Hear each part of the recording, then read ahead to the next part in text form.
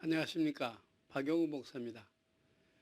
오늘은 지난 시간에 이어서 출애굽 이야기를 하겠습니다. 이집트 왕을 바로라고 합니다. 모세의 출애굽 당시 바로는 람세스 2세였습니다.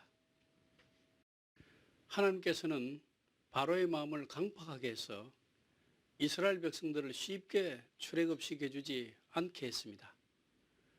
하나님께서 이집트에 10가지 재앙을 내린 뒤에야 바로가 이스라엘 백성들을 이집트에서 나가도록 허락했습니다. 사진에 나타난 붉은 선이 출애굽 여정입니다. 모세의 인도로 고센 땅 람셋을 빠져나온 이스라엘 백성들은 숫곡과 에담을 거쳐 홍해 바다 앞 비하이롯에 진을 쳤습니다. 거기서 홍해 바다가 갈라지는 기적을 체험하면서 홍해 바다를 건넜습니다. 어떤 사람은 이스라엘 사람들이 갈대밭을 건넜다고 하지만 만약에 갈대밭을 건넜다면 이집트 병사들이 빠져 죽었다는 내용이 맞지가 않습니다. 야곱 시대에 이스라엘 사람들은 약 70명가량이 이집트로 내려갔습니다.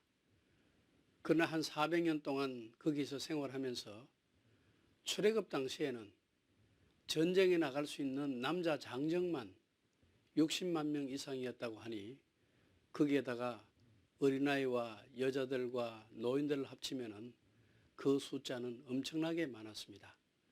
아마 수백만 명이 되었을 것입니다.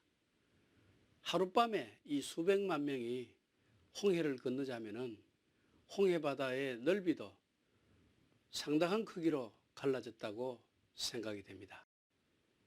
모세는 홍해를 건넌 이스라엘 백성을 수르 광야로 인도했으며 3일 동안 행진했지만 물을 찾지 못했습니다. 마라에서는 물이 너무 서서 마실 수가 없었습니다. 히브리 말로 서다는 뜻의 마라는 아마도 현재의 아인 하와라의 소금기 있는 우물을 말하는 것 같습니다. 이스라엘 백성들은 출애굽해서 시내산 사막으로 나왔습니다.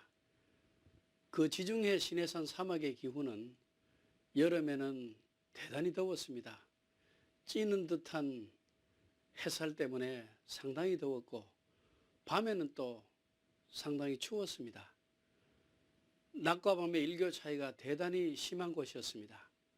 하나님께서는 햇볕이 내리쬐는 낮에는 구름 기둥을 보내주셔서 시원한 그늘을 만들어 주시고 또 추운 밤에는 불기둥으로서 따뜻하게 보호해 주셨습니다.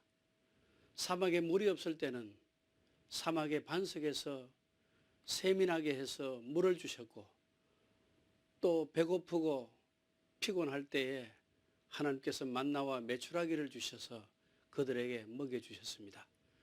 하나님께서는 이렇게 불기둥과 구름기둥 또 필요한 마실 물과 또 마실 음식으로 이스라엘 백성들을 이 광야의 사막길로 인도하셨습니다.